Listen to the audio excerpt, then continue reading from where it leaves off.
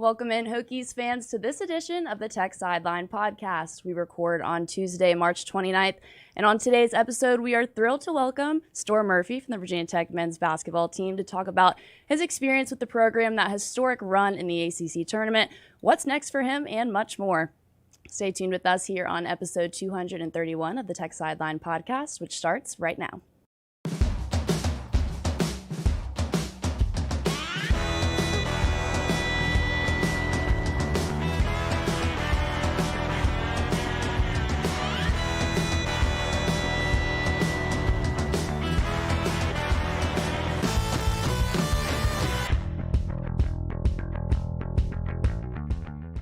We welcome you in whether you are listening on Google Podcasts, Apple Podcasts, Spotify, Amazon Music, Stitcher, or SoundCloud, or watching live or archived on the YouTube. And if you are on YouTube, make sure to like, comment, and subscribe while you're there.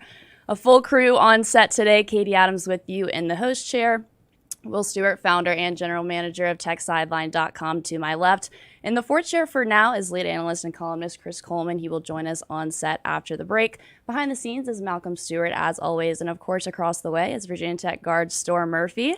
Well, now that the craziness has settled down from what was a remarkable season for the Hoops team, glad to have you on today, Storm. Thanks for joining us. Yeah, thank you so much for having me. A lot to get into today, but, of course, we'll start out with what this season will be known for, which was that incredible run that you all made in Brooklyn during the ACC Tournament. Virginia Tech basketball, 2022 ACC champions. I bet you'll never get tired of hearing that. Can you say that again, please? Yeah, please. Shout it from the rooftops every day of my life. Yeah, crazy. Yeah, say it again, say it every day. It'll be something that I'll never forget, and definitely help made the mark on the season. Really special week for us in Brooklyn.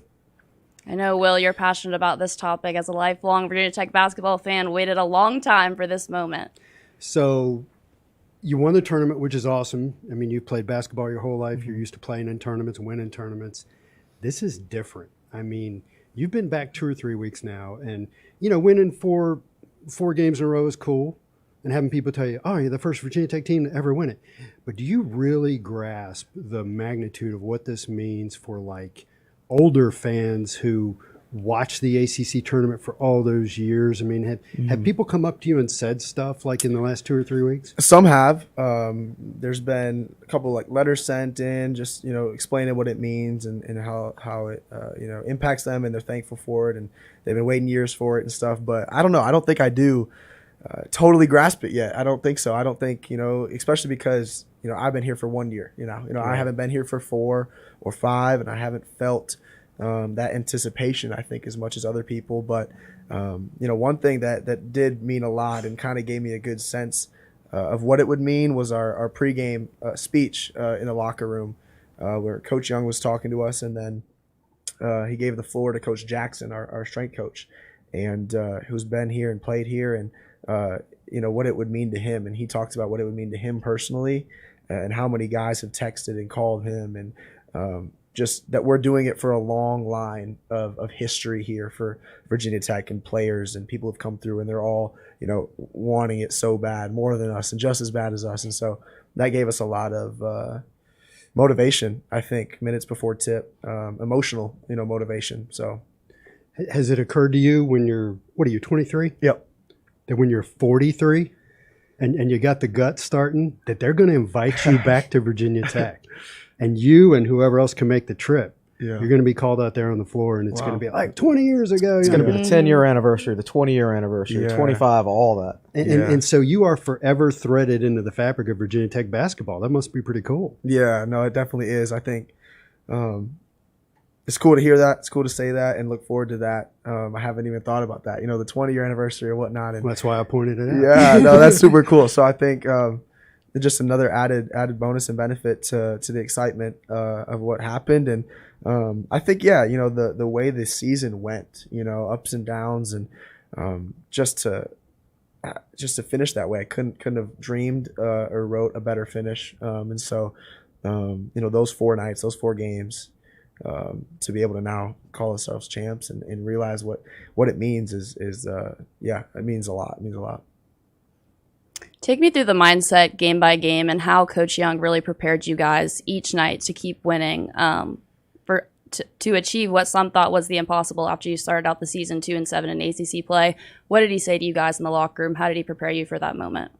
Yeah, it kind of started in our prep to leave for Brooklyn. We had finished the regular season, and we talked about, it being a new season, and nothing, in the past matters now. We are the seed we are. We're playing who we're playing, and we have to win games. And so, in our preparation, that was huge, just to realize, how well we've played the last 2 months or so. This new year, 2022, we've won, I think since that Miami game, like 11 of 13 or something like that. Really, really good. Basketball coming from our team, and so we wanted to take that. He pumped a lot of confidence into our team, talked about how it was a new season, and so we had a mindset to win it all, heading to Brooklyn. But I think another thing that I've pointed out is there was a lot of temptation to think about, how many do we need to win to get into the tournament? Do we need 1, 2, 3? Like, man, we can't lose this game, and that was something we were thinking of, and it was hard to kind of put that out of our mind, but we tried to, and then it became, man, like, we're just winning it all. Let's just win it all. Let's just go for it all and give the country and the committee, nothing to say but to put us in. So let's we had a specific question about that first game against Clemson. Okay. And we could talk about the game, but let's get to the last play. And we specifically had one of our message board posters said, ask Storm what was going through his mind when Darius Maddox was dribbling the ball up court. So first of all, one of the things we noticed on the replays, Mike Young is pointing in the corner to Hunter Couture. Yeah. So what was the play that you guys were supposed to run, and what was going through your mind through that whole sequence? Yeah, that actually was, it's kind of funny. It was a whirlwind, and we were going to inbound it, I think, to Sean or I, and just kind of space the floor and try to get downhill and go as fast as we can, beat our guy. But Keve was going to stand at the half-court line or whatnot, and whoever was bringing it up, he was going to set us a flat ball screen or go right off it, get downhill. Probably going to switch that. We'll get a big on us, get by him, whatnot. But what happened is I almost got subbed out or whatnot, but then they're holding me, and they tell Keve to come out, so Keve gets out. So now I'm technically in Keve's position. So I'm standing in the middle of the court, and I'm like, I've never screened nobody in my life. What am I supposed to do? So you can kind of see me. I'm like lingering. I'm like, okay, Darius has the ball. Should I go screen him? Is that what Keve was supposed to do? Like, what in the world are we doing? And I realized, oh wait, Darius Maddox has the ball. Like, get out of his way. And so I tried to back up a little bit, and he had that whole side of the court, which was great. That's who we want. Having the ball, how hot he is, and I think he shot it. I ran to the rim and under it, saw it go in, and it was just a party. It was awesome. So is he as cool as he seems? Because the first thing I noticed watching the replay, first of all, you're all pacing around, like, oh, what's going to happen? And then they start to replay it, and I realized he dribbles up court, and he dribbled behind his back. Yep. Very casual. Is he really that way? He is. He is. He's literally that way on, off the court. Like, he's just the cool guy. Like, I want to be him so bad. But no, he's calm. He's collected. He's just like always in attack mode in the right way. He plays the right way, and his handle is great. His just knack for scoring. He elevates really quickly. Yeah. And just everything about his jump shot, everything about his athleticism, his length, his height, like, it just plays perfectly into his game. That's why he's so good and why he was able to hit that kind of a shot. So what, to go down this path, what kept him off the floor early in the season? Because we get asked that a lot, and we don't really know. We assumed he wasn't ready defensively, or.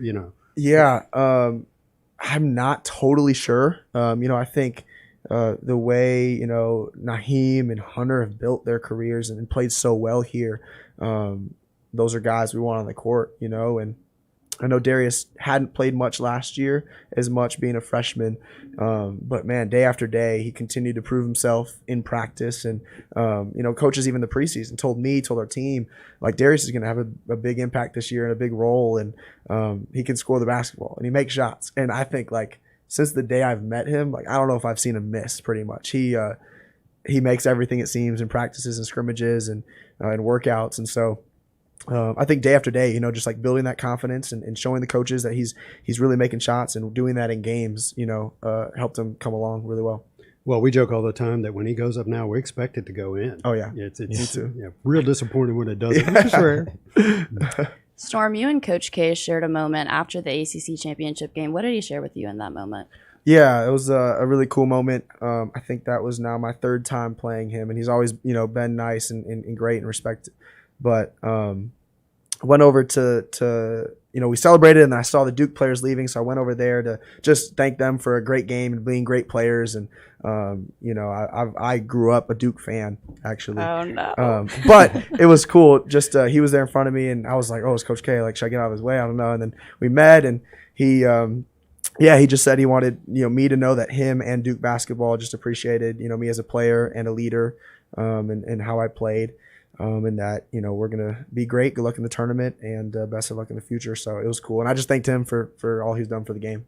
That had to have been so cool to hear. Now you watch him in the NCAAs, and I guess you're rooting for them to win it all. We'll see. We'll see. Go Maybe. ACC. Yeah. Go ACC. But no, it was definitely a cool moment. So after Darius makes the shot against Clemson, I don't know if you guys talk about this or if you're continuing to take it game by game. Was there any sort of feeling after that, like this might be it? We might be the team? I think so. Yeah, I think we felt that way coming into Brooklyn, and then to win that game, I don't know. I almost didn't even realize like how big that shot was until after we won it all. Right? We look back now, we've won 3 more games in a row and just won the championship. But if it wasn't for that shot, we wouldn't be there. And so I think that night and the next day, we're just like, all in Darius's ear, telling him how great he is and how amazing he is for that, which he deserves. And but I think looking back after we won the championship is when we really realized how big of a shot that truly was. I feel like Clemson was maybe your toughest matchup, just from a pure matchup perspective, in the tournament. Yeah, I think so too, and especially because we had played them a week before, the Saturday at Clemson.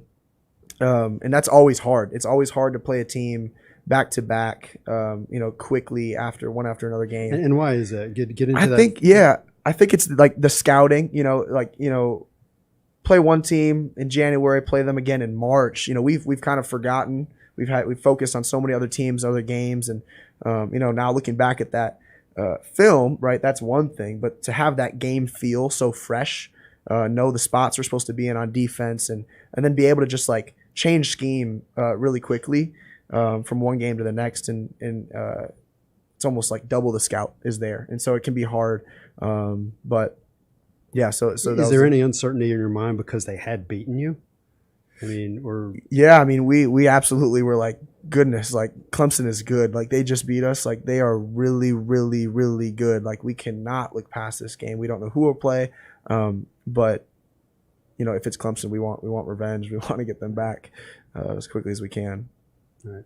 So what do you remember? What do you recall? Everybody they talk about the shot against Clemson, and of course everybody talks about Duke and UNC, but they kind of gloss over the Notre Dame game. Yeah. And you guys scored 87 points. You gave up 82. Yep. Which is a lot. Is that right, David? I think it was 80.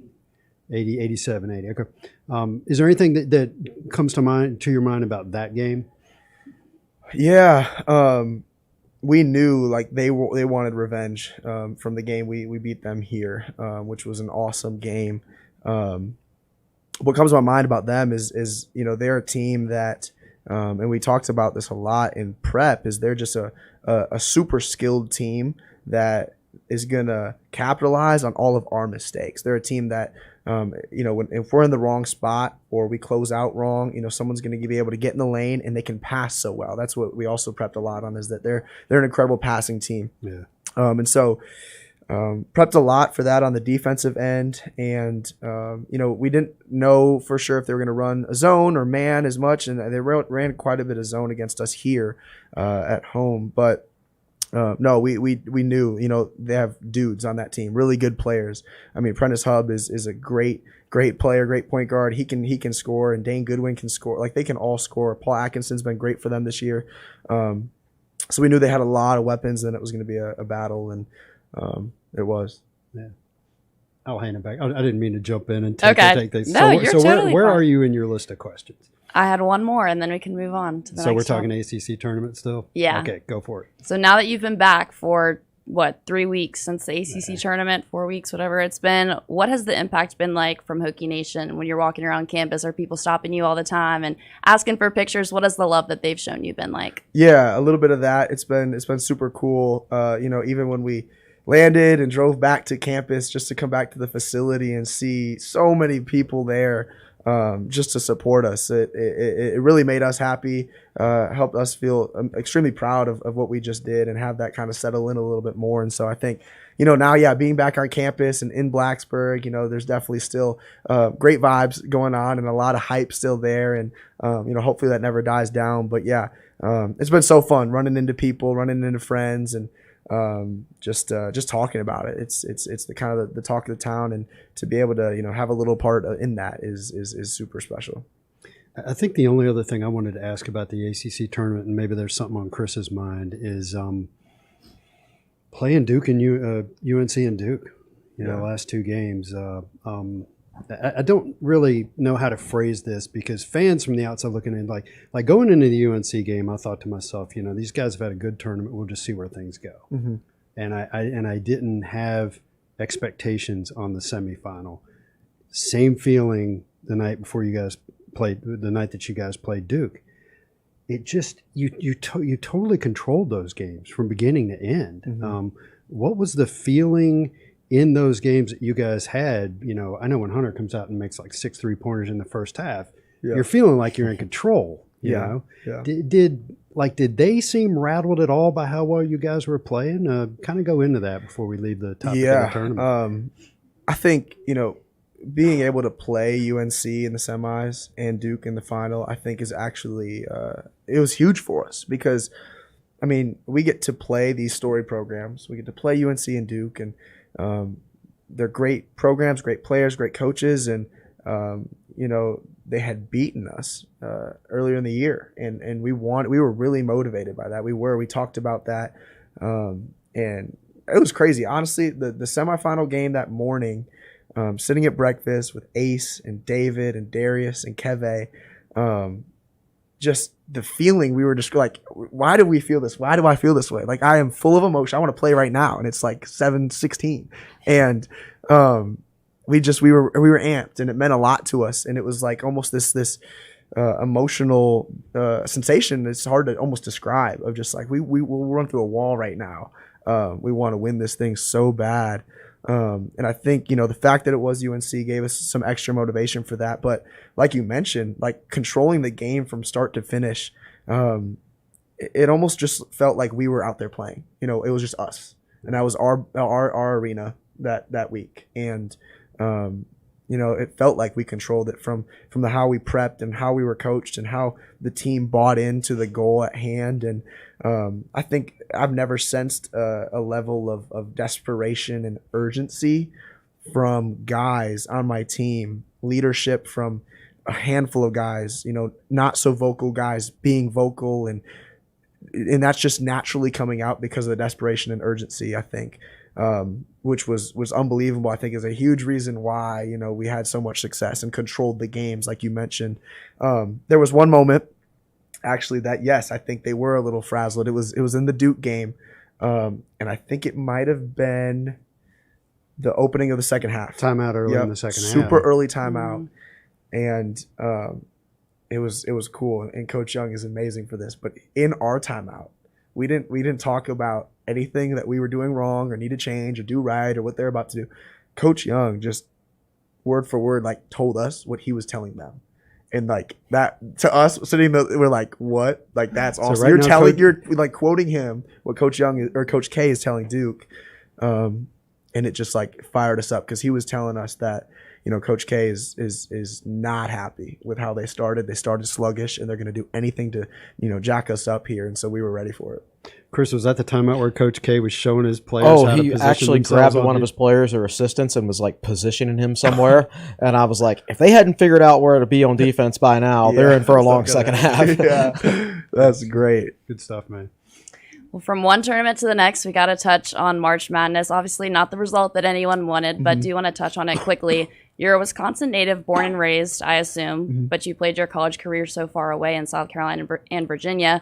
What was your first reaction when you found out that you were going home for March Madness? Yeah, it was awesome. It was really exciting for me. I was ecstatic to hear that. Sitting on the plane, and I wasn't even watching it, but everyone's yelling. We're playing Texas, and we're going to Milwaukee Storm. And my sophomore year when we went to the tournament, I was hoping for Milwaukee, and grew up kind of going to those games all the time. March Madness is there, and just to hear that was really cool. Knowing like, oh, familiar territory to me. I've been to Milwaukee, countless many times, and family will be there, friends will be there. And as soon as that happened, that day had so many people reaching out, seeing if we can get tickets and whatnot. So it was really cool. I know David tweeted during the game, during when they were announcing the starting lineup, it was like extremely loud when they announced your name. How many friends and family did you have there? Yeah, well, I had, I think, about 40 tickets taken for friends and family, which is pretty much all we could get. And the team, whoever didn't have guys come in, it was super helpful. But I walked out, about to go warm up, and the whole place is just covered in red Badger stuff, because Wisconsin was playing there later that night. But everyone was there already for both sessions, which was really cool. And it was loud. It was a big roar, and I definitely felt that. But going through the starting lineups and where our bench was positioned, all my friends and family were directly across. So I was just like always able to see them and see old coaches, old friends and teachers, and friends of friends. And so it was really cool. I guess like a follow-up question to that, how many games were your parents able to make it to in Castle, being so far away? I think they came to 4. I think 4 games they were able to get to. They were at the first one, and then a few others. Senior night, of course. Yep. And then on the road, I think they drove to the first they're here for the first game, drove to Navy. We played next, and then made it to Dayton and stuff like that. But so they've always been so supportive and tried to get to so many. So Katie and I talked about this ahead of time. We don't want to spend a whole lot of time talking about the NCAA tournament, but I did want to ask. Texas is a good defensive team. Yeah, they shot well. When you think about that game, how can you boil it down to you guys just coming out on the wrong end? How do you think of it? Yeah, we we prepped a lot for their guys and what they were going to run. I think we were really sound and ready on the defensive end, and on the offensive end, it's tough, right? Because Texas is, and Chris Beard's going to have them, denying everything, switching everything, but still, it's not like a Duke or a Florida State where they're switching everything, but it's really spread out still, and it's almost guarding their own man. And we're able to drive in there, and rotations happen and get good looks, but they pack it in. They're super physical. They play way outside the NBA arc, and so just almost really never let us run anything. Yeah. I don't know how many threes a game we've averaged on the year, but I think we only shot 11 or 12. I think. Yeah. And I don't know how many were clean looks. And so, because we specifically had people ask us about that, what is the difficulty sometimes where you can't run your sets and get your shots off? It's just how physical they're being? Yeah, it's how physical they're being, and sometimes switching. Like, Keve or Justin, we're setting pin downs for our shooters to come off curls and whatnot, and they're just, if they're topping that, forcing back door, we can't come off that. Now that's 5 seconds where the ball's supposed to go, and hasn't gone there. And then they're switching, but all their guys could guard pretty much 1 through 5. No one was really a liability on that end, and so it just makes it difficult. We tried to throw it into Keve and Justin, and should have more, but it hurts the flow of our offense more than anything. Not necessarily from an X's and O's standpoint, but from a pure physicality standpoint, I thought Texas was a more skilled Clemson, is how I view them. And I thought it was a tough matchup because of that. Yeah, no, for sure. Totally agree with that. And they have dudes who are, I don't know how many transfers they have, but they have a lot of experience, and veteran guys on that team as well. And Marcus Carr, he's a great player and skilled, and, killed at Minnesota the year before. But, really skilled team all around that we were, we tried to prep for and everything, but I think, our offensive end wasn't like normal. So Texas shot better than they usually shoot. You guys scored 73 points? That should be enough against Texas, except they're hitting their shots. Yeah. And so was that an issue of you guys maybe not being as tight on defense as you need to be, or did they just make shots? I think both. Yeah, I think both. We knew, I mean, and that kind of went into our prep. We knew their percentages on the year, and we knew, not the best shooting 3-point team or what from outside in the country, but so we can pack it in more. They're really physical. They're drivers, so we can pack it in and whatnot. And maybe that made us late to closeouts, late to shooters. But I think it also comes down to just the fact that sometimes they just made shots, and which is tough, but that happens. That's tournament. Yeah, it's a tournament for sure. Well, now that we've touched on the postseason, let's take it back to your transition from Wofford to Virginia Tech. When did you know that you wanted to transfer to Virginia Tech? And did you ever visit before committing? I know it was during COVID, so I wasn't sure how that process I never went. visited. Yeah, I never visited. It was during COVID. But I think I went into the transfer portal on a Monday, and before I was out of the office to do that, I had a missed call from Coach Young. He must have seen it right away. And so, it was just cool to connect with him again. And, immediately he told me he wanted me in Blacksburg, and, how much fun that would be, and just to pick up where we left off in 2019, my sophomore year. But took that week kind of talking to teams and hearing from them, talking to my family, and also considering not using my 5th year actually of COVID eligibility and just going to play professionally. And so every school that reached out and I talked to, it kind of, initially every call. Dude, you got a dish, man. Who else talked to you? Yeah. Who else I thought it was just Virginia Tech in the mix. Who did you seriously sure. think about? Well, predominantly Wisconsin, going back home was. So you did talk to them, huh? Yeah. But other schools, Purdue, Missouri, Baylor. Pretty good list of schools. Yeah. Ole Miss. I'm trying to picture you playing for Baylor. Yeah, I don't know. Their staff is awesome, and I know some of their coaches.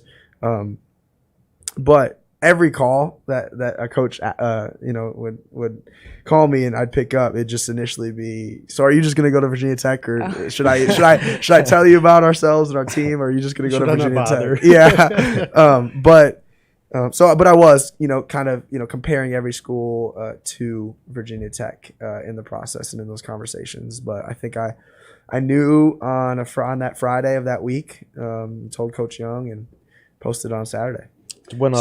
When Mike Young originally left Wofford to come to Virginia Tech, Keve immediately followed him. Did you ever give any thought to that at the time?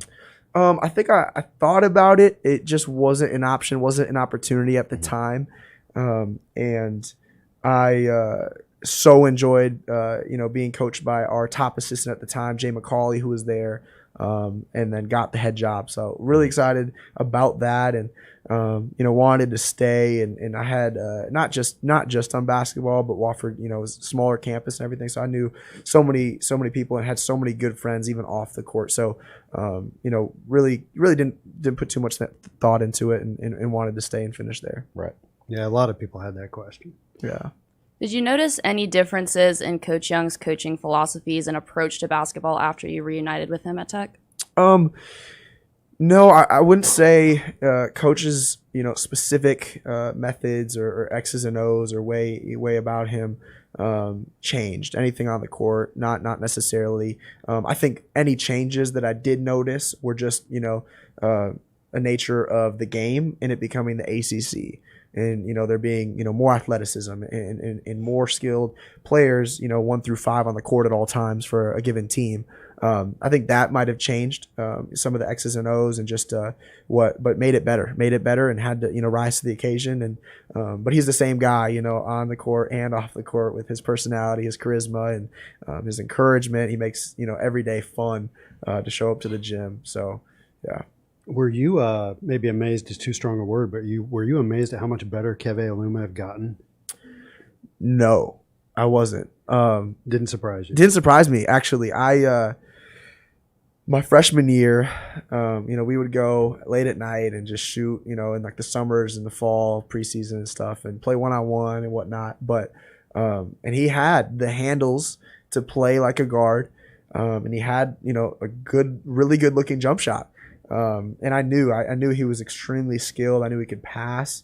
from glimpses in practices and games throughout our freshman sophomore year, but he just it wasn't, you know, in that position to be confident to use that, to have the freedom for that yet. But I knew it was always there, and I was like the one, I mean, a few of us telling him, you know, like, shoot, go, like don't pass the ball to me, like be you, go one-on-one with him and go score and stuff like that. And so I knew he always had it. I am incredibly impressed, you know, and proud of him for how he has, you know, worked on his game and put the hours in. And I think, you know, that's something we talked about even during his redshirt season, you know, Coach Giltner and Coach Young. It's like, just heard that, you know, he's putting time in. And so I'm just impressed with how much better he got. Take me through your journey mentally, making that jump from the Southern Conference to the ACC, specifically your confidence in yourself and the difference in roles that you had at Wofford versus Virginia Tech. Yeah, it was, you know, definitely an adjustment, definitely, you know, moving, you know, here and coming to the ACC, I think, you know, mentally really had to, you know, believe in myself, really had to understand what I was jumping into, what kind of role, and, you know, how hard it would be, or how good these ACC players are, or how good my teammates are, and, you know, where I kind of would fit in. And so, you know, Coach Young and I talked about it on the recruiting calls and during that week, you know, about it being more like my sophomore year. And, you know, we got really good dudes here, and just like we had when we won at Wofford. And so, yeah, no, it was definitely an adjustment.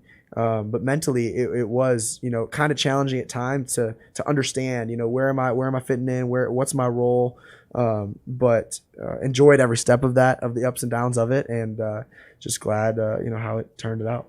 So let's get into that a little bit more. You referenced your sophomore year. Mm-hmm. Did you have less of a role at Wofford when you were a sophomore? Is that what you're talking about? I mean, less of a scoring role, right. I would say. Yeah, absolutely. I mean, we had Cam Jackson, Fletcher McGee, Nathan Hoover.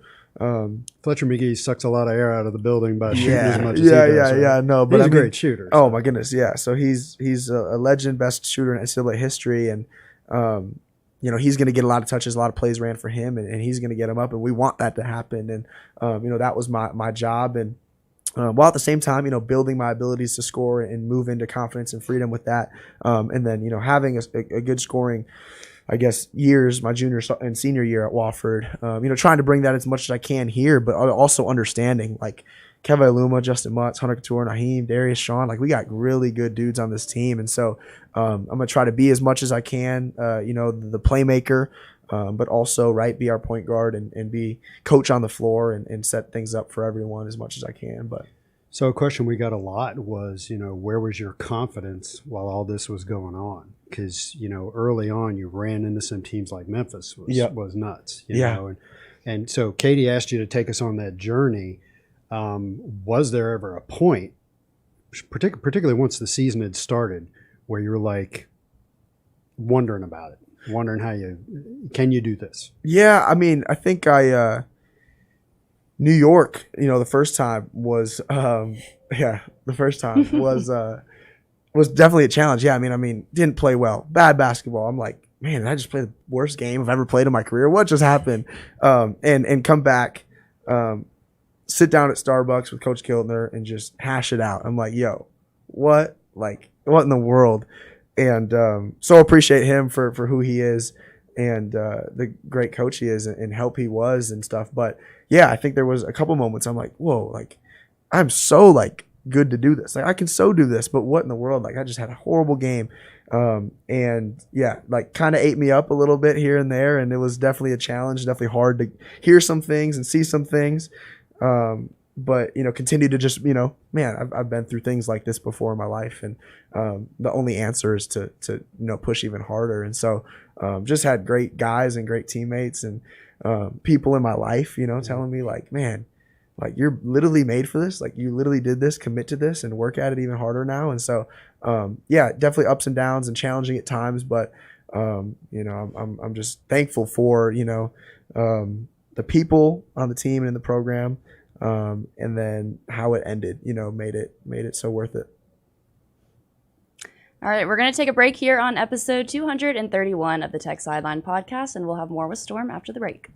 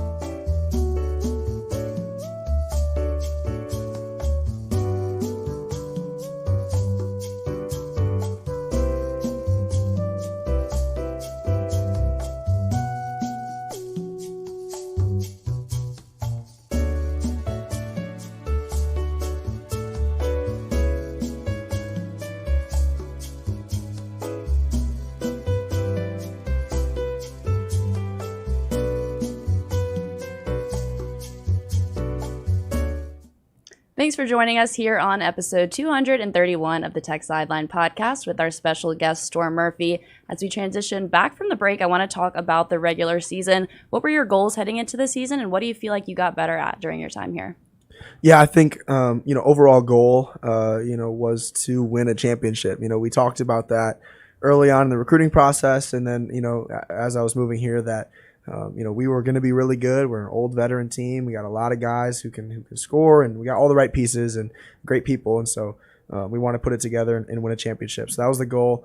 And then individually, I wanted to, have a great season, enjoy my time here, and have as much of an impact I could toward winning as possible. And, be proud and happy with what I was doing on the court. And, I think I got better, every day just competing against, these guys, competing against Sean and competing against, Hunter and and Darius and these guards. And, worked on defense. I think I got a lot better at defense over the course of the season, on-ball defense specifically. I think I did really well, maybe played the best defense, I did in the ACC tournament. I think also, something I learned maybe more than anything was, can I come into a whole new environment, a whole new place, and, almost be given this role of leadership, and use your personality, your vocal leadership, and, and can I do that right away without, being somewhere for 2, 3, 4 years and then, building up into that role, but, meeting new guys, coming to a new environment, new place, and excelling in that role. And I think I did well, but it was also, very much a learning process through that. So I think I learned a lot. Storm, I know everybody likes to talk about the 10-10 start. Let's look at it from a little bit different angle. So you guys had not played well in Brooklyn or at Dayton. You come back, though, and you play a great game against St. Bonaventure. And you play pretty well at Cameron against Duke. You were in that game. And it kind of felt like, to me, everything was starting to come together at that point. And then the COVID pause hit. Yeah. How much did that set you guys back in terms of development? I mean, every other team in this league is getting to practice. You guys aren't.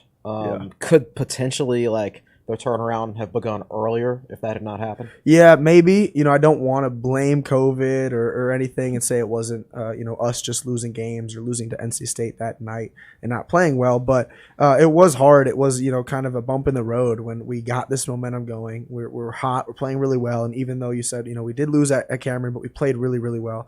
To have that happen, it was weird. It was just kind of awkward. It didn't feel right. We show up to the gym for the game, and it's like we haven't practiced. We know the scout. We've heard what we're supposed to do, but it's like I was putting my shoes on. I was talking to Sean in Camden. I'm like, this just feels different. This feels weird. Like we're playing again. We've been gone for forever, and so it definitely felt weird. Maybe the turn could have happened earlier, but yeah, I think all's maybe well that ends well. Yeah, all ends well.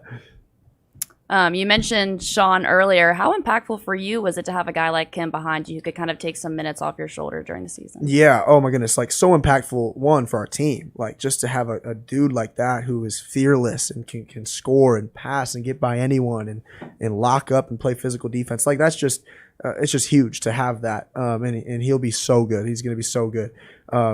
And yeah, and then just for me as well, I think for each other, it was awesome to have, this year together, just kind of, going at it together and battling, but having such a good relationship and, encouraging each other and reminding each other, it's like he's reminding me of things, in scouts and this guy goes this hand, right? And he's checking in on, what tendency this guy has and what we're supposed to do in the game. And just constant communication between the two, I think, really helped our relationship and just the love for basketball that we share. And then, the position we share, is just great. So it was great for the team. Oh my goodness. And then great for me as well. One of the TV guys earlier this year said, who had watched Tech practice, they said they thought Pedulla could be a Colin Gillespie type player. Do you see that comparison? Yeah. Oh, absolutely. I mean, Colin is amazing. He's unbelievable. And absolutely, I think Sean's game emulates that a lot. Probably more explosive, more athletic, more of a driver and downhill guy. But yeah, absolutely. I mean, Sean is going to be I just like I get like excited thinking about That it. makes us excited. Yeah, I'm pumped. I'm pumped. I'm so pumped. Gosh, I need to get a jersey for next year. But yeah, no, I'm hyped. He's gonna be so good. It's What are you fun. saying? You're going to get a Pedulla jersey? I gotta get a Pedulla jersey. Yeah, That's Oh a my thing goodness. now. You can buy the specific custom jerseys. Yeah, actually. Take advantage of it. Yeah, it's gonna be so cool. I know you had some specific questions about specific plays during Oh games. yeah, the nutmeg against Radford. On a scale of 1 to 10, how much did Mike Young love that? I don't know, because in the post-game interview, he said if that didn't work out, my head would have been spinning, and he would have been on me for sure. I'm just glad it worked out because I'm glad I didn't have to hear that. But yeah, that was fun. I've done it before, Yes. almost in like the same spot and with a dunk result as well. At Wofford, I was getting trapped from a 1-3-1 press and kind of in that corner, and I don't know. I could pick up my dribble. I could look for someone else, but why not nutmeg? Why not get through that way? And so I imagine that's got to be like a split-second decision. Yeah. Right? More instinct than anything yeah, else. kind of. And it's like, I think maybe breaking it down a little bit. The guy in front of me, he's directly in front of me, but he also feels protected to the guy left of me, so I can almost get to the side of him to throw it and get through the middle of the Right. two. So, yeah, it's a split decision, thing, but glad it worked out. I'm glad Justin was right where he was to finish it that way. It wouldn't have been anything if he didn't do that. So, Was there anything specifically that changed for you guys after that Miami loss at home to make it start clicking? Was there something different in practice or new food regimen, or was there just like this meeting collectively where you're like, all right, we're tired of losing. We're going to turn the tide right now? yeah, I think there was a couple things that happened. One, we were already not in the spot we wanted to be. And then to lose that game and then to lose it the way we lost it, I think it just like sunk us to the bottom. We were hanging on and we were just like, wow, like what is going, like, man. And we were sad. Coach was sad for us. I think after that game, he just said we didn't deserve to lose that way. I actually remember the quote from he said words to the effect of, "Our players deserve a better outcome." Yep. Something like that. Yep. And then I think he followed that up with like, I want to hug all of y'all. Like I'm here for y'all. I want to hug all of y'all. Like I care for y'all. And then continue to just say, this is going to turn. And when it does, it'll be really special. But I think what that also did was just brought like almost what I talked about with the ACC tournament is it brought this like extreme level of desperation and urgency where we have to play a certain way from here on out or like as a failure or our goals are completely not going to be met and like we need to do everything we can to change that. So I don't think it was a certain workout plan we went on or eating regimen or anything else, but I think an absolutely like heightened level of awareness, alertness to who we are, how good we really can be, to believing in ourselves, and then and kind of just saying we're gonna do this. Like we're gonna go on a run. We're gonna win games. We're not gonna lose again. Was our mindset, and so had some success since. So in one season at Virginia Tech, you endure a half-court shot by Miami and probably a 70-footer against Texas. Yep. So that's 2 in 1 year. How many shots like that did you endure in 4 years at Wofford? Oh, I don't know. A couple. I've had a couple, fair share of tough shots, over me that go in, and it's just like, come on, like, of course, right? Of course, it just feels like it's bound to happen at this point. But those were tough to see go in. Yeah. Anything else regular season? I think I want to get into that Miami game down there. Right. Okay. With Darius' crazy shot at the end, but that was really a situation where. And so I know that one of the things the fans wanted us to ask you guys about was there came a moment in the season where Darius and Sean started getting more minutes. Yeah. Did that have an effect on you guys? And in particular, at the end of that Miami game, it was the Sean Pedulla show for the last 3 minutes or so. Everybody remembers Darius making the shot, but so kind of talk about that whole thing. Yeah, I mean, kind of what I mentioned with Darius, gaining the trust of coaches and players in the team, and just showing day in and day out like what he was able to do. Also happened with Sean. I mean, we knew how good he was, and it just came through every single day and in stretches and games. and helped us win games, helped us completely win games. And like you mentioned in Miami, like was the Sean Pedulla show at the end of that thing. I think he finished with 17 maybe, and had a huge and one at the end of the game. Pressed. He had the steal. Pressed, steal, passed to Keve. And was just like really guarding Charlie Moore really, really well in their guards. They're ghosting ball screens to try to make us flip our hips and get outside of their line. And he took over, and it's just like a testament and shows just like the promise he has, the potential he has, but also just like how good he is to be a freshman and do that. He's built for it, built for the ACC and for this program. Well, now that your collegiate basketball career is over, so many people are curious to hear what's next for you. I know you graduated from Wofford with a degree in finance, and at Virginia Tech are pursuing a master's in leadership studies. Yep. Is that correct? Yep. So what is your ideal plan moving forward after basketball? Yeah, so that's a great question. I'm asking myself the same thing a little bit. But, I think, I want to play. I want to play as long as I can. There's when a season finishes like that, and it's just like, man, it just reminds me of why I play the game and why I love it. And so I'm going to pursue that, I think, play professionally somewhere. Eligibility's gone, so I'm going to sign with an agent hopefully in the next week or so, and then work toward the summer and opportunities, and then just continue to get better, and then that will lead to something for next season somewhere in the world, I guess. And so we'll see that, but maybe coaching opportunity comes up. I'd love to coach. I'd love to have an impact that coaches have had on me. I'd love to do that for guys, and I think my knowledge of the game would really help me with that, and my personality and whatnot. So I don't know. I guess I enjoyed my time on the ACC network, after those games. And so maybe something would go with that and take an opportunity there. So we'll see. There are worse things in a European basketball career. Yeah. Hanging out in Spain, Italy, places like that, playing basketball.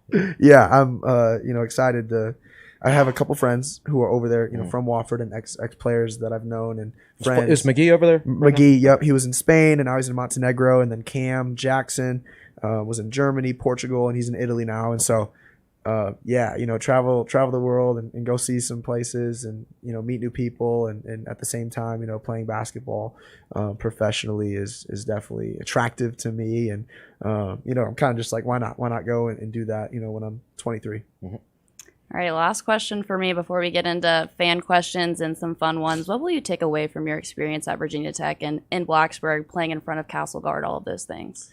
Yeah, that's a great question. I think I'll just take an immense appreciation for Blacksburg, for Virginia Tech, for the people of Hokie Nation.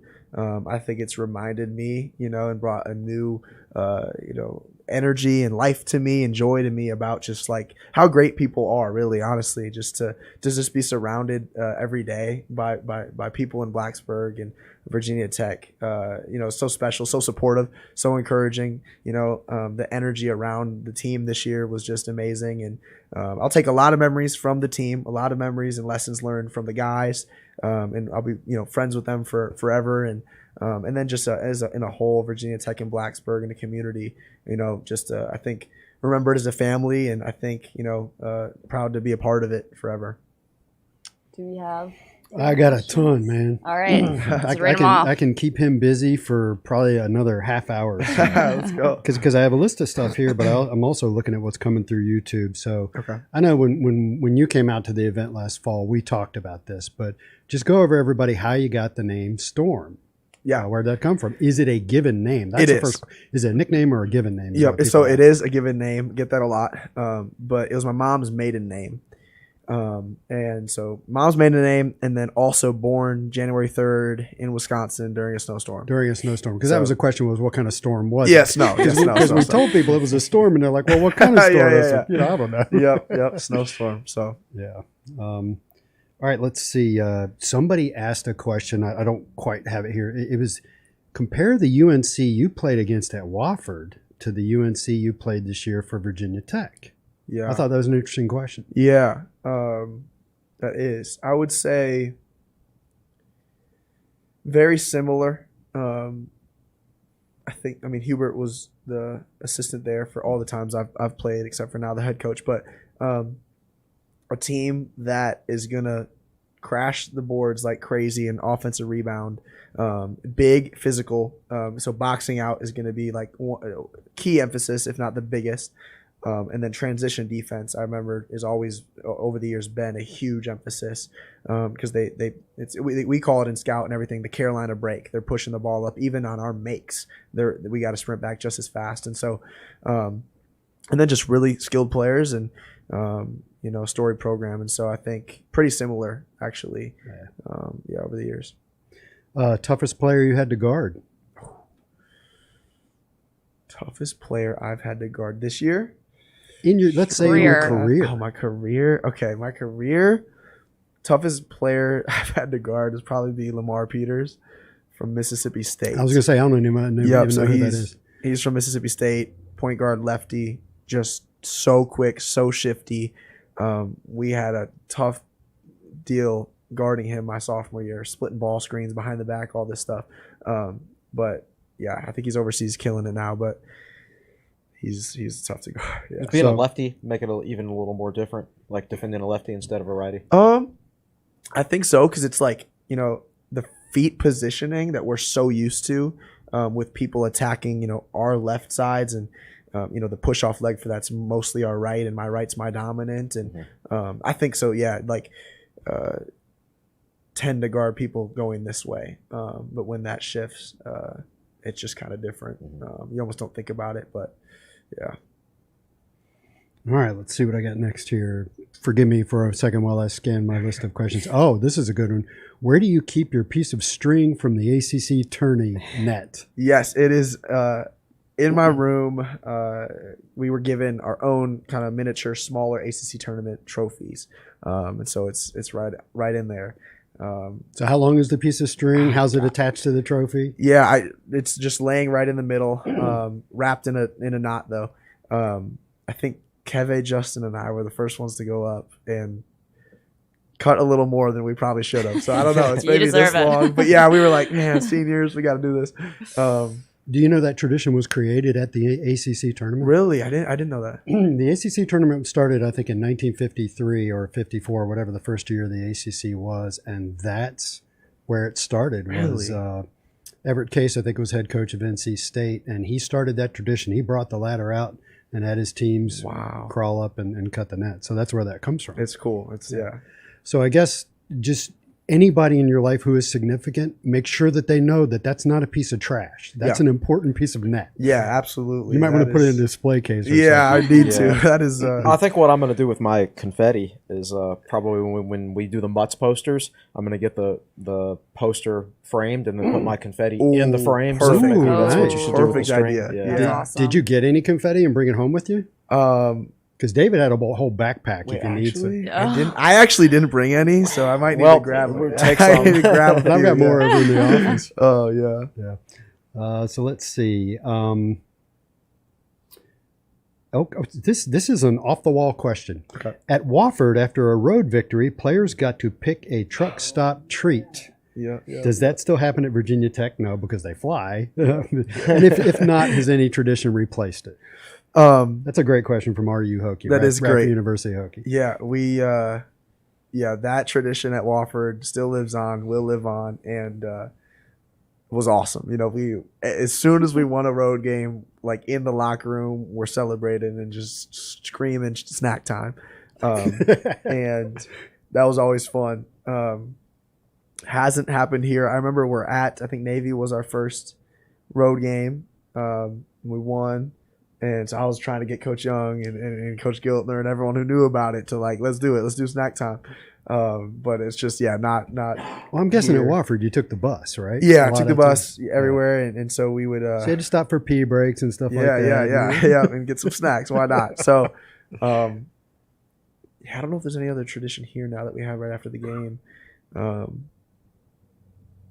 But that's definitely special. So now I got you missing the old days, huh? Yeah.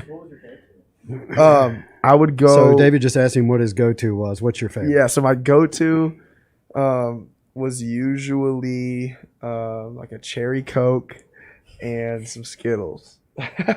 Sure. Yeah. So here's a little bit more introspective question. What does the Virginia Tech basketball program need in order to take the next step to the Sweet 16, Elite Eight, etc.? Fun fact: today is the 3-year anniversary of us losing to Duke in the Sweet 16. I saw that and on my I'm Facebook still bitter about notifications it. this morning. Yep. Yeah. Yeah. No. First of all, let's talk about that. Did you watch that game between Virginia Tech and Yeah. Duke 3 years Yes, ago? I did. I did watch that. Who were you game. rooting for? Tell the truth. Virginia Tech, Of course. Yeah. Of course, yeah. I remember the last play and sequence and everything. But yeah, no, I wanted Tech to win. But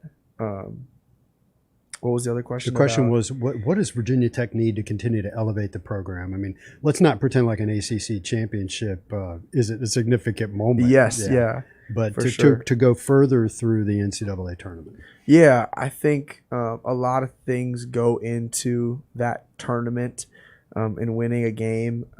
But yeah, I mean, the lion's share of it is the team and how ready they are and prepared and the pieces they have. And so, I don't know. I think I would say to continue to build on the pieces we have. We have a lot of really good young guys and a good mix of now who's going to be seniors and veterans who've been through a lot, who have won a championship. I think, winning a championship now, coming back and everything for these guys, it carries just a level of confidence, a boost mentally. And so that's great. And that's going to be huge. And I think just continue to develop and learn off of this year. I think there's a lot to learn. There's, two things I would say that were really, harped on as to why we were losing games, and it was our defense and rebounding. And we continued to just hone in on those two things, knowing, we're going to get good looks on offense. We're going to score enough. We're going to make shots. And if we can defend, if we can rebound, we'll win. And so we saw that trend happen. So I think that'll be a huge emphasis next year. Let me ask you about defense, because I believe it was on February 8th. You guys were 110th in the country in adjusted defensive efficiency, and you guys ended up around 54th. I don't think I've ever seen such a dramatic in-season change. Yep. You guys went from actually ranked amongst conference games only, being ranked dead last in defensive efficiency. I've heard and that. It's got to be first over the second part of that. So what changed? Yeah. Coach Young called us soft. Is that the PG version? We actually went to Florida State. Was that right after Miami? It was. Mm-hmm. Yep. And then we won, but still tough film session. Like he was pretty fed up that we were dead last. Pointed that out. Continued to point that out, and that's what we continued to hear. Is that we were dead last and that we're soft and we're not playing physically. There's a couple guys on the team that maybe are here and there, but we're not going to continue this trend and win and turn things around if we can't pick up our defense and our rebounding. And so that kind of hurt us, right? We're like, oh gosh, man, I don't want to pride myself on being soft at all. I want to pride myself on the opposite and being tough and a physical player and someone who gets after it. And so I think that that conversation, that film session, kind of really did, spark us to be more physical and really focus on defense and take a lot more pride in it. And so as we move down the ranks and up the ranks, that's definitely why. Yeah. So I want to get the player's perspective on this because this comes out of, I've got 17 college buddies and we're all on a group text and we're watching, it was either Duke or UNC play the other night in the regional final. And one of my buddies said into the group text, I don't want any part of these teams, this Duke team and UNC team we're watching now. As a player watching, do they look like they're playing harder and better than they were in the ACC tournament? I know that's a weird question, but when you watch them right now and they're in the Final Four, what are your thoughts? Yeah. Because Duke in particular is a lot tougher at the end of the game. They just faded out against you guys. Yeah, no, they've been finishing really, really well. And UNC is hot and hitting shots, and Duke too. I think Duke is having other guys step up. Specifically, I mean Jeremy Roach is stepping up like crazy now, and I think playing with a level of confidence that's helping them a ton. But I think maybe they're not the same. Maybe they're but I think they are really similar to the team that we played in the ACC tournament. But yeah, I don't know. I think it's kind of clicking at the right time for both of those programs for sure. I think maybe dealing with some adversity in the ACC tournament may have taught them some lessons Focused about how on- to play better down the stretch and things like that. For sure. No, definitely. I think the ACC tournament, might have helped them both, and remembered that maybe one of these teams' last loss on the year will be to us. So Coach K's final loss of his career might have been to Virginia Tech if Duke can win it all. yeah, we'll see. We'll point see. We that need a T-shirt with that on it. Yeah. So here's every Hokie fan's favorite question. This one just came into the YouTube chat. What was it like experiencing Enter Sandman and Castle Oh my Coliseum? goodness. And I want to put an add-on to that question. When the music stops and the fans are Yeah. singing, and you're trying to play basketball, do you hear that? Yes. Yeah. Tell me about that.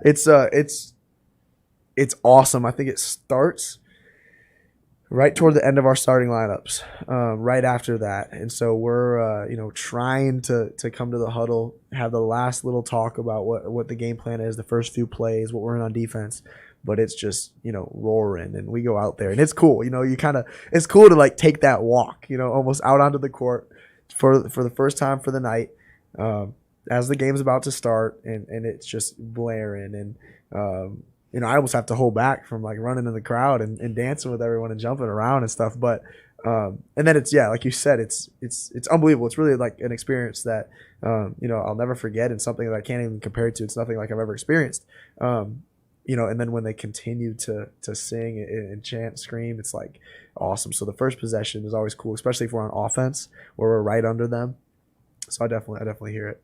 Yeah. So the other thing I think people want to ask about is the dancing. And you have a long history of dancing. Yeah. It's not just what people saw during the ACC tournament. Yeah. So take us back to the whole, what is it? Beans, greens, potatoes, tomatoes? Beans, greens, How old were potatoes, you during that too? Oh goodness. Like 17? Yeah. It was November. So you were still in high school? November of my senior year. I Wow. had committed to Wofford that end of July, and then it was So that fall. Wofford didn't know what they were getting until they Yeah. saw that video. Yeah, it's so and then funny you though. talk at campus when you get there. It's so funny though. Some of the guys, Fletch and Cam and whatever, and even Keve and people talk about it like, oh gosh, who are we getting? Like, who is this kid? Like, oh gosh, like freaked them out a little bit. But yeah, I mean, it was a little one take funny video. I heard the rap earlier that day, and my grandparents were over. My parents were making the food, and my sister's sitting there. I'm like, yo, record this real quick. She does. I tell them to dance, and they're funny, and then they have personality, and they're so they just got into it, and I just tweeted it, thinking it was. So that was one take. Yeah, and I was like, this is dumb. I'm gonna tweet it, and then got like 300 retweets, and I was like, oh wow, okay, what? And then I think someone who had like 500,000 followers, whatever, retweeted it, said something about it, and then it kind of just took off all night, all week. So that was crazy. That was fun. But it was a funny story about that. First game of the season at our rival school right down the street at Madison Memorial. I think we're preseason 1 or 2, 3, and they're like 1, 2, or 3, and the whole student section, right? Like Storm's got beans, check, tomatoes, check, red, check, whatever. Buckets, no check, or all this stuff. Man. So it was crazy. But my parents were in the crowd, so they're hearing all of it too. Like they're all chanting, sold out. It was hilarious, but it was tough because we're down 3 at the end of the game. I come down behind the back, left, step back iron, miss the shot to tie it. We lose at Madison Memorial. They like tweet the video, goes crazy. They're like, Storm had beans, greens, potatoes, tomatoes, and choked on it all. Oh, So it was so funny, but it's laughable now. But does it still hurt? no, it's funny now. But I do wish I made that shot. But So that was a Twitter thing. That was pre-TikTok, right? yeah, pre TikTok, all that. But just tweeted it, and yeah, I think I'm thankful. My parents made the video. They were the ones. My dad's hitting the nay with the spatula, so he made it. So you continue to dance to this day. So what was the one at the ACC tournament? And that was after the Notre Dame game, right? That wasn't even after the championship. I think so. Yeah. Well, Justin Mutz and I, like we've hit. It's called hitting the gritty. That dance, but we've done that together a bunch and stuff, and that's been fun. So then after the Notre Dame game, David was right there, and like he was doing it backwards and I was doing it looking at him, and the cameras caught that. But yeah, we just always hitting it. So Yeah. I don't know. I think I remember watching that, and I remember thinking, these guys are feeling it, man. They got 2 more games to go, but maybe this is their year. Yeah, and why not? Like, why not, right? Like, why not dance, and why not have that fun and just carry that energy, that momentum, and just and smile. Like, why not? Why not? We just won. Let's move on to the next with that same energy, and keep dancing. So, yeah. All right, now before we close, I want to end it off with some fun questions. I know we've grilled you a little bit. So far, you've been a great sport, but first one, can we expect either a Storm Murphy appearance in Castle next year or a Storm Murphy appearance at the Wofford Virginia Tech football game next year? Ooh, if I am in the country. Yes. Yes, absolutely will be there at both, for sure. Yeah, got to make that happen. Favorite moment or funniest moment with Mike Young? Oh. Man, what can I say? You got to expose him a little bit. What can I actually say? Funniest? What can I actually say? Yeah, actually, it's live. Remember, funniest moment with Coach. I don't know. Okay, let's see. Man, I would just say. Did he ever dance in the locker room like after a win? No, I don't know. There's videos of Hubert Davis gritty, and I'm like, know, where's the Mike Young gritty? I don't know if I've ever seen Coach Young like gritty. I wish we'd made that happen, or dance or anything. But honestly, the funniest thing that he's always doing, and I'm just dying laughing about, is just all the side comments he makes about a player or about this or about that or about this game.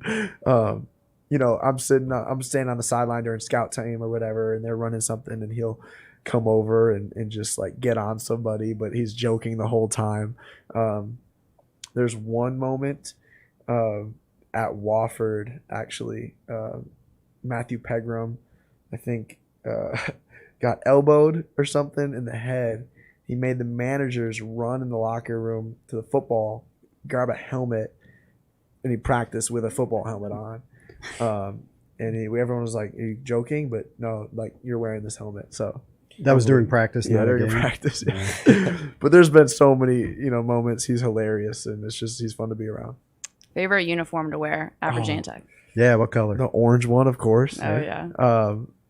Yeah, I'd probably say the orange one. Yeah. You wore those during Texas, right?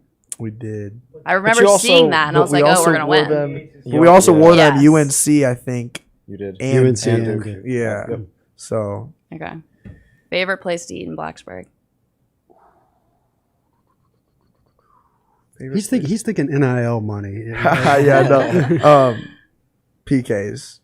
PKs. What's the order? What's the go-to? Wing bites? Well, we mostly go as a team, and get